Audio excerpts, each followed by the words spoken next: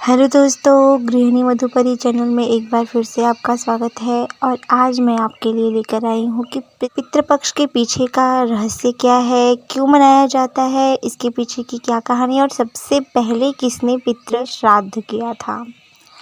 तो आइए दोस्तों हम स्टार्ट करते हैं।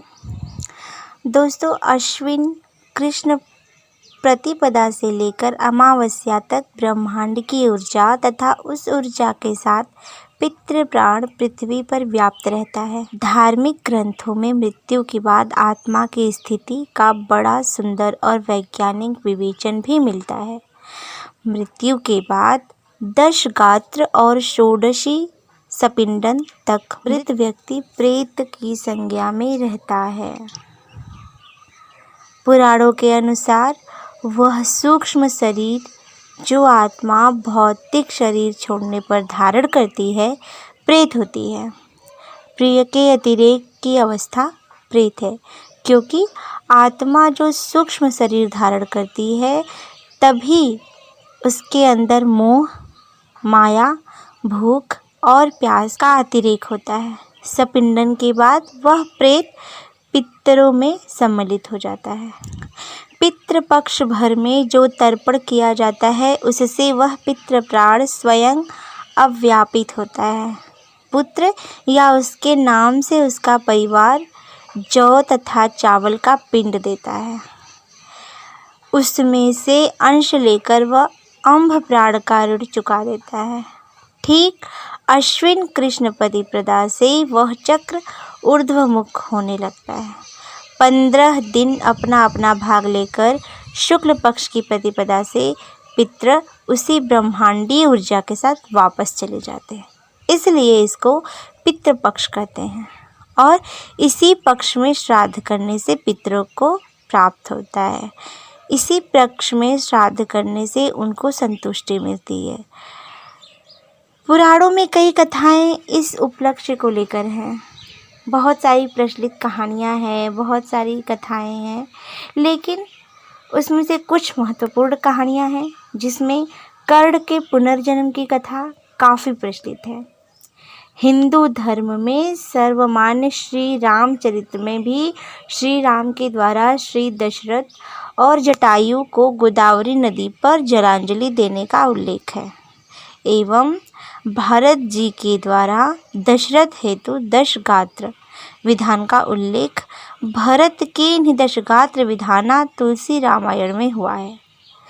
श्राद्ध पर्व पर यह कथा अधिकांश क्षेत्रों में सुनाई देती है।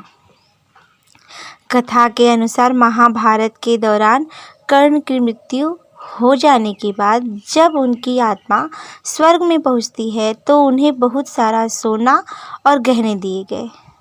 कर्ण की आत्मा को कुछ समझ नहीं आया, वह तो आहार तलाश रहे थे। उन्होंने देवता इंद्र से पूछा कि उन्हें भोजन की जगह सोना क्यों दिया गया। तब देवता इंद्र ने कर्ण को बताया कि उसने अपने जीवित रहते हुए पूरा जीवन सोना दान किया, लेकिन अपने पूर्वजों को भी खाना दान नहीं किया। तब कर्ण ने इंद्र से कहा उन्हें यह ज्ञात नहीं था कि उनके पूर्वज कौन थे और इसी वजह से वह कभी उन्हें कुछ दान नहीं कर सके। इसके बाद कर्ण को उनकी गलती सुधारने का मौका दिया गया और 16 दिन के लिए पृथ्वी पर वापस भेजा गया, जहां उन्हें अपने पूर्वजों को याद करते हुए उनका श्राद्ध कर आहार दान किया, तर्पण किया। इन्हीं 16 दिन की अवधि को पितृपक्ष कहा जाता है। ये तो थी वो कथा जिससे पितृपक्ष की शुरुआत हुई थी। और भी बहुत सारी प्रचलित कहानियाँ हैं दोस्तों, लेकिन ये दोनों मुख्य कहानियाँ थी, इसलिए हमने आपके साथ शेयर की। दोस्तों, इसमें बहुत सारी चीज़ों का दान भी दिया जाता है जिससे आपका परिवार सुख और समृद्ध रहे, धन की वर्षा हो और ढेर सारी खुशियाँ आए। तो आइए हम वो भी जान लेते हैं। दोस्तों, काला तिल का दान श्राद्ध में करें ऐसी मान्यता है कि ऐसा करने से पितरों को तर्पण के निमित्त किसी भी चीज़ का दान करते समय काले तिल को लेकर दान करें। यह कहा जाता है कि अगर इस दौरान अन्य वस्तुओं का दान न भी कर पाए तो काले तिल का दान अवश्य करें। दान की दृष्टि से काले तिलों का दान संकट विपदाओं से रक्षा करता है, इसलिए जो भी श्राद्ध कर रहे हैं वो काला तिल का दान जरूर करें। दूसरा दान होता है चांदी का। चांदी धातु से निर्मित किसी भी वस्तु का दान अवश्य करना चाहिए। ऐसा करने से पितरों की आत्मा को शांति मिलती है और साथ ही आशीर्वाद प्राप्त होता है। चांदी देने से संबंध चंद्र ग्रह से है, इसलिए श्राद्ध में चांदी, चावल, दूध से पितरों को खुश कर सकते हैं। तीसरा है दोस्तों वस्त्र। हाँ, आप वस्त्र भी दान कर सकते हैं। श्राद्ध कर्म में वस्त्रों का दान करना चाहिए।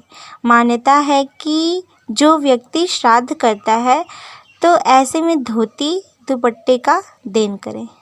ऐसे में वो वंशजों से वस्त्र का भी कामना आदि करते हैं। चौथा है गुड़ और नमक। जी हाँ, श्राद्ध करने वाले व्यक्ति को गुड़ और नमक का दान देना चाहिए। श्राद्ध के समय गुड़ और नमक का दान जरूर करें, इससे पितरों की आत्मा को शांति मिलती है और आपको उनका आशीर्वाद आपके घर में सुख संपत्ति का वातावरण बनाकर रखता है। ऐसा करने से गृह क्लेश भी दूर होते हैं। ऐसे में श्राद्ध में इन चीज़ों का दान जरूर करें। जूते चप्पल का दान।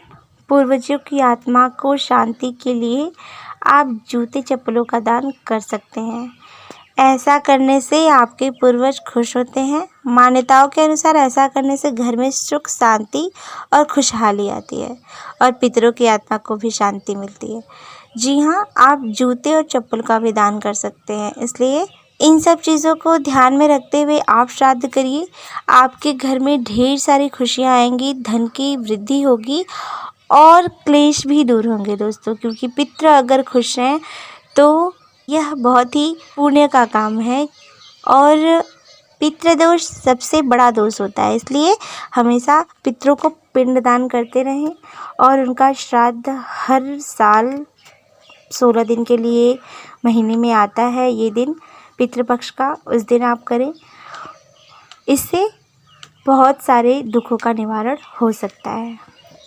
तो दोस्तों, इसके साथ ही हम अपना ये वीडियो यहीं पर समाप्त करते हैं और अगर आपको और भी किसी चीज़ की जानकारी चाहिए तो आप हमें कमेंट बॉक्स में कमेंट करें, हम आपको उस टॉपिक पर ज़रूर जानकारी देंगे। उस टॉपिक पर हम और सारी बातें, नई जानकारियाँ लेकर आएंगे। तो दोस्तों, फिर मिलेंगे एक नई जानकारी के साथ, एक नए वीडियो के साथ। तब तक के लिए थैंक यू सो मच।